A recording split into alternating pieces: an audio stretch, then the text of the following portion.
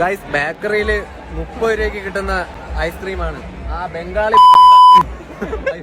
Sorry, ആ ബംഗാളി നമ്മളെ നാട്ടിൽ വന്നിട്ട് അവൻ 100 രൂപയ്ക്കാണ് വിൽക്കണത് കേട്ടാ ഗൈസ്.